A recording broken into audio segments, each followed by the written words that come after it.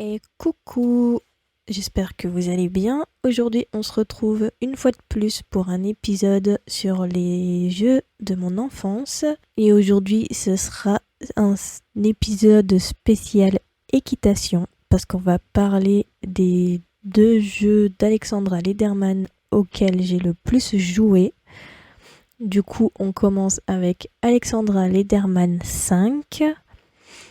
Donc, c'est une simulation d'équitation développée pour les passionnés de chevaux et d'aventure, comme moi et plein d'autres, j'en suis sûre. Ce 5e opus de la série permet aux jeunes joueuses de plonger encore plus profondément dans l'univers équestre, tout en leur offrant une expérience immersive comparée au premier qui était assez bof. Les joueurs incarnent une jeune cavalière talentueuse qui s'attaque à de nouveaux défis dans le monde de l'équitation. Le gameplay inclut des éléments de gestion d'écurie, où le joueur doit s'occuper de ses chevaux, les entraîner, les nourrir et veiller à leur bien-être. Les interactions avec les chevaux sont au cœur du jeu, permettant aux joueurs d'apprendre sur les soins équins et à la compréhension des animaux. Les joueurs doivent également participer à des compétitions équestres, comme des concours de saut d'obstacles, de crosse et des épreuves de dressage. Les graphismes réalistes et les environnements variés ajoutent à l'immersion, offrant un cadre charmant pour vivre des aventures équestres. Avec des missions et des quêtes à accomplir, le jeu favorise également des valeurs telles que la persévérance, le travail d'équipe et la responsabilité.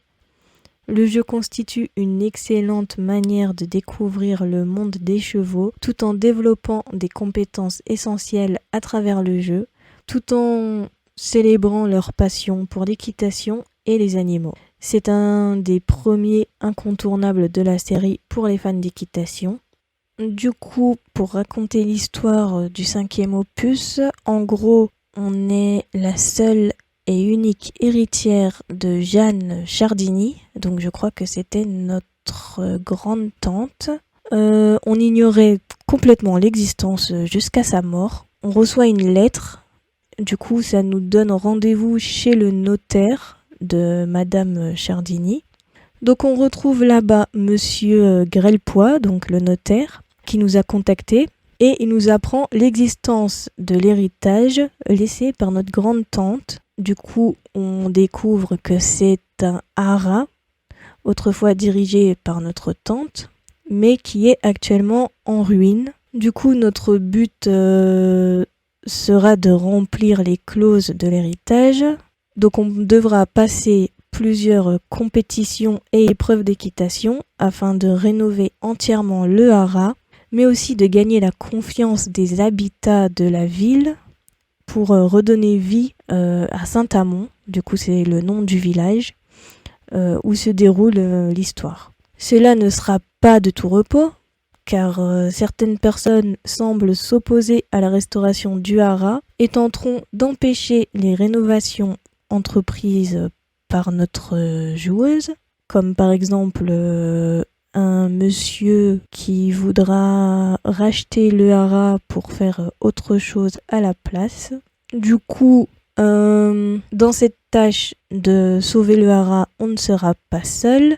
On aura avec nous notre palefrenier qui s'appelle Thomas Vernier et qui est le fils des anciens employés que notre grande-tante avait engagés. Il a toujours vécu à Saint-Amand et ses parents ont péri dans un incendie au haras et l'ont donc laissé orphelin. Donc lui et sa petite sœur Camille ont été pris sous l'aile de notre tante qui leur a offert un foyer et aujourd'hui du coup Thomas est le seul tuteur légal de sa petite sœur et il est stipulé dans les clauses de l'héritage que ni lui ni cette dernière ne peuvent être expulsés du haras. Donc forcément, nous on est trop gentils, on ne le ferait pas, mais pour montrer que notre tante tenait vraiment beaucoup à ce jeune garçon et à sa petite sœur. Du coup, Thomas va nous apprendre toutes les bases qu'il faut savoir pour s'occuper d'un rat, ainsi que les soins à apporter aux chevaux, les entraînements, etc. Donc c'est vraiment lui qui va nous guider et qui va nous entraîner et nous encourager à surpasser tout ça et à rénover le haras. Mais, est-ce que je le dis, j'ai... C'est un jeu qui date, mais j'ai pas envie de spoiler si certains ont envie de faire le jeu de leur côté. On va apprendre à un moment que Thomas a un secret. Et sur le moment, on va lui en vouloir, mais après, on va comprendre pourquoi est-ce qu'il aura fait ce qu'il a fait. Du coup, je n'en dis pas plus.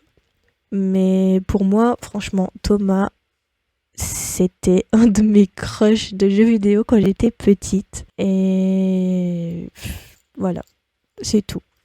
Du coup, on va passer à Alexandra Lederman 7. Pour celui-là, les bases de gameplay restent assez similaires au 5. Donc, il faudra s'occuper de notre cheval, le laver, le brosser, lui donner à manger, lui curer les sabots, nettoyer son box, etc. Sauf que du coup, ça sera beaucoup plus détaillé. On aura la possibilité de faire notre emploi du temps comme on le désire, avec les activités proposées. Par exemple, déjà, normalement le matin, à la première heure, tu commences toujours la journée avec l'entretien de ton cheval.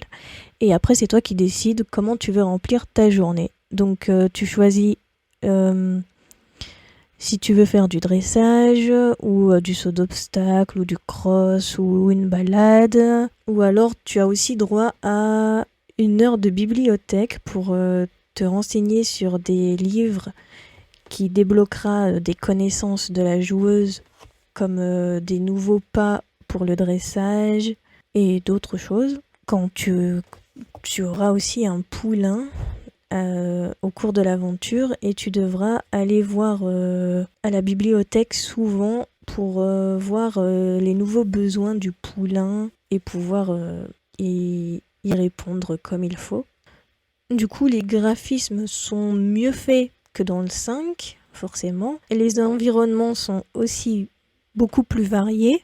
Dans le 5, on devait rester dans le même endroit, alors que dans celui-là, le jeu nous transporte dans des paysages vraiment différents. On pourra visiter la Toscane en Italie, l'Alsace et la Chine au cours de plusieurs concours.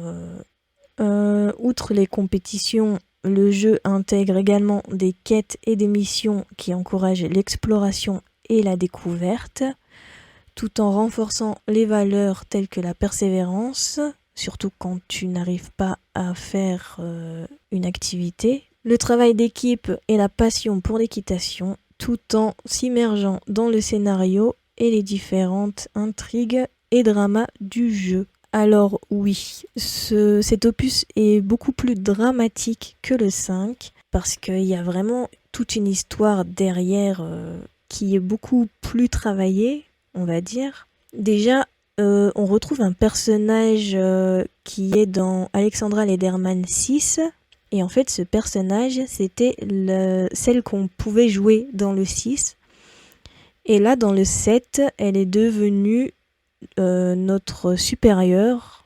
C'est elle qui a repris, on va dire, le flambeau d'une école d'équitation. Donc c'est devenu notre prof en fait. Du coup on voit son évolution par rapport au 6. Et du coup nous on est une de ses élèves qui est un peu rebelle et qui a un caractère de feu, que ce soit avec les professeurs ou les autres élèves. Elle est vraiment têtue, bornée et elle en fait qu'à sa tête. Et du coup, on va suivre son aventure. Donc, on la verra se devenir amie avec les autres de la classe. Elle partagera des moments avec eux et elle tombera amoureuse d'un gars qu'on connaît très bien et qui vient du 6. Du coup, oui, il y aura beaucoup de drama et les autres persos sont tous intéressants.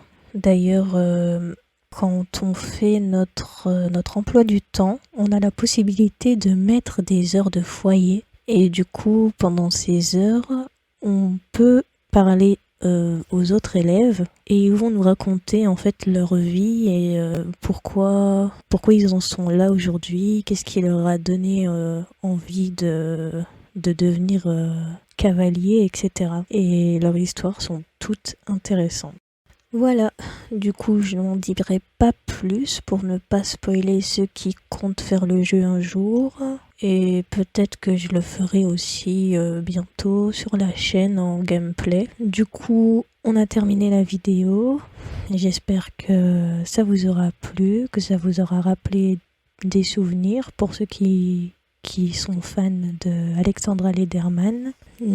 D'ailleurs, dites-moi lequel est-ce que vous préférez et votre personnage préféré du 5 ou du 7. Voilà. Du coup, je vous fais plein de bisous et on se retrouve dans une prochaine vidéo. Bye!